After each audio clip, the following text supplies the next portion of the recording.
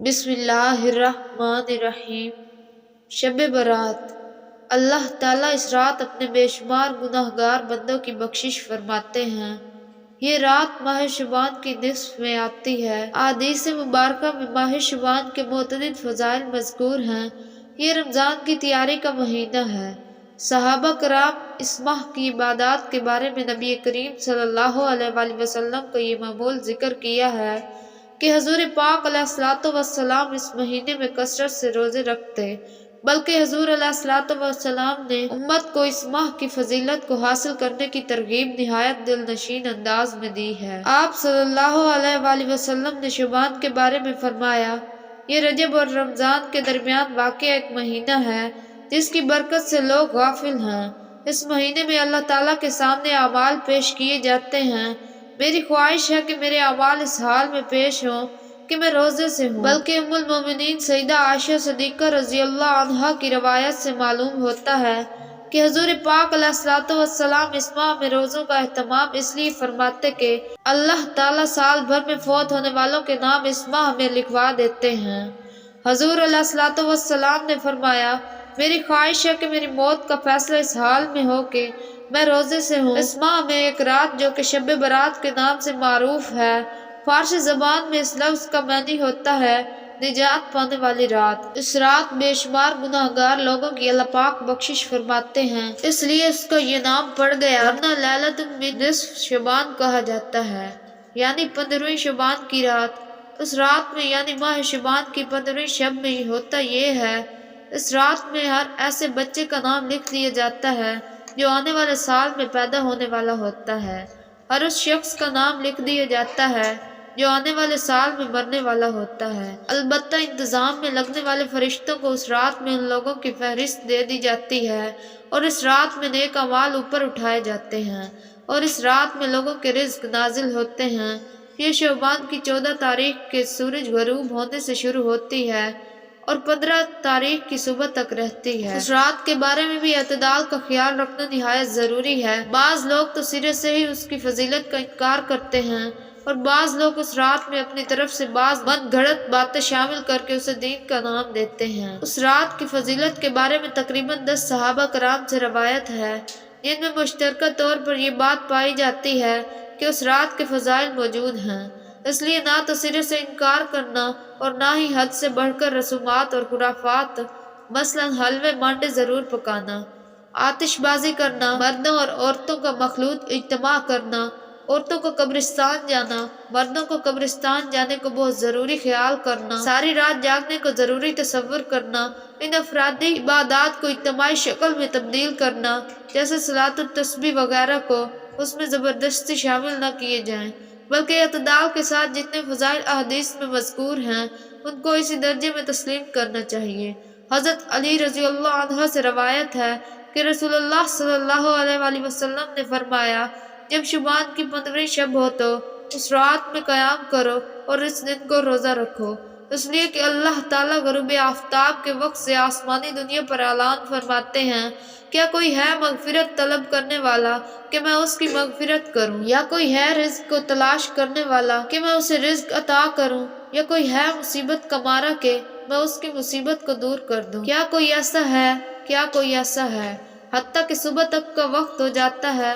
اس رات عشاء اور فجر کی نمازیں وقت پر باجماعت ادا کریں، اپنی ہمت اور توفیق کے مطابق نفل نمازیں خاص کر کے نماز تہجد ادا کریں، انفرادی طور پر صلاۃ التسبیح پڑھیں، قرآن پاک کی تلاوت کریں، کثرت سے اللہ تعالیٰ کا ذکر کریں، اللہ تعالیٰ سے خوب دعائیں مانگیں، دنیا اور آخرت کی بھلائیاں مانگیں، خاص کر اپنے گناہوں کی مغفرت چاہیں۔ اس رات میں قبرستان جائیں، اپنے اور میت کے لیے دعائیں مغفرت کریں۔ اس رات کی فضیلت میں مذکور روایت کا خلاصہ یہ ہے کہ اللہ تعالیٰ خود اس رات تمام مخلوق کی مغفرت کا اعلان فرماتے ہیں، سوائے چند بد نصیب لوگوں کے۔ وہ بد نصیب لوگ یہ ہیں: نمبر 1، مشرک، یعنی اللہ تعالیٰ کی ذات اور صفات خاصہ میں کسی مخلوق کو شریک کرنے والا۔ صفات خاصہ سے مراد وہ صفات ہیں جو صرف اللہ تعالیٰ کے ساتھ ہیں، مثلاً بغیر اسباب کے محتاج ہونے کی زندگی اور موت دینا، رزق دینا، اولاد دینا، عزت و ذلت دینا، بگڑی بنانا، مشکلات کو حل فرمانا وغیرہ۔ نمبر 2، قاتل، یعنی کسی کو ناحق قتل کرنے والا۔ نمبر 3 زانی، یعنی وہ شخص جو اسلام کے مقرر کردہ جائز طریقے سے ہٹ کر جنسی خواہشات کی تکمیل کرتا ہے وہ زانی کہلاتا ہے۔ زنا کا اصل مفہوم یہ ہے کہ مرد اور عورت بغیر نکاح کے آپس میں جنسی ملاپ کریں۔ نمبر 4 شرابی، یعنی وہ شخص جو شراب پیتا ہے۔ یاد رکھیں کہ شراب پینا حرام ہے، چاہے اس سے کسی کو نشہ چڑھے یا نہ چڑھے، کم مقدار میں پیے یا زیادہ مقدار میں پیے، خوشی کے موقع پر پیے یا پریشانیوں کو کم کرنے کا بہانہ بنا کر پیے، ہر حال میں شراب ناجائز اور حرام ہے۔ نمبر 5 متکبر، جس کی بخشش اس رات میں نہیں ہوتی، یعنی وہ شخص جو حق بات کو ضد کی وجہ سے قبول نہ کرے اور غلط نظریات پر جمع رہے، اپنے سے کم حیثیت لوگوں کو حقارت کی نظر سے دیکھے، غرور اور گھمنڈ کی وجہ سے اس کی گردن اکڑی رہتی ہو، دوسروں کو کمتر اور خود کو برتر سمجھنے والا شخص متکبر کہلاتا ہے۔ اللہ کے نبی نے فرمایا وہ شخص جنت میں داخل نہیں ہوگا جس کے دل میں رائی کے دانے کے برابر تکبر ہو۔ نمبر 6 والدین کا نافرمان، اس بابرکت رات میں جب گناہ گاروں کی بخشش ہو رہی ہوتی ہے تو دیگر چند بد نصیبوں کی طرح والدین کا نافرمان بھی اللہ کی رحمت سے محروم رہ جاتا ہے۔ والدین کی نافرمانی کو ایک حدیث پاک میں شرک کے بعد سب سے بڑا گناہ شمار کیا گیا ہے۔ کبیرہ گناہوں کی فہرست میں والدین کی نافرمانی سرفہرست ہے۔ ایک حدیث پاک میں ہے کہ والدین یا تو انسان کے لیے جنت کا باعث ہے یا پھر جہنم کا۔ اگر ان سے حسن سلوک کرے گا، ان کی خدمت کرے گا اور ان کی ضروریات کو ادب و احترام سے پورا کرے گا، جنت ورنہ جہنم۔ اس لیے یہ اتنا بڑا جرم ہے کہ اس رات جب اللہ تعالیٰ کے رحم و کرم کے بادل برس رہے ہوتے ہیں وہ والدین کا نافرمان پھر بھی محروم رہ جاتا ہے۔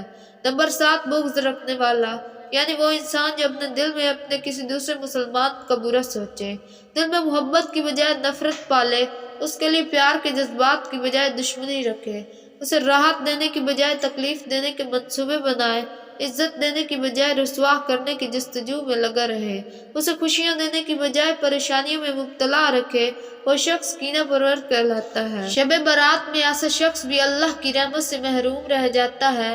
نمبر 8 یعنی وہ انسان جو رشتوں کو جوڑنے کی بجائے توڑتا ہے، دنیاوی معاملات کی وجہ سے بول چال ختم کرنے والا، رشتے ناطے ختم کرنے والا، خوشیوں اور غموں میں آپس میں الگ ہونے والا، قریبی رشتہ داروں اور بہن بھائیوں وغیرہ سے اپنے تعلقات ختم کرنے والا قاطع رحم کہلاتا ہے۔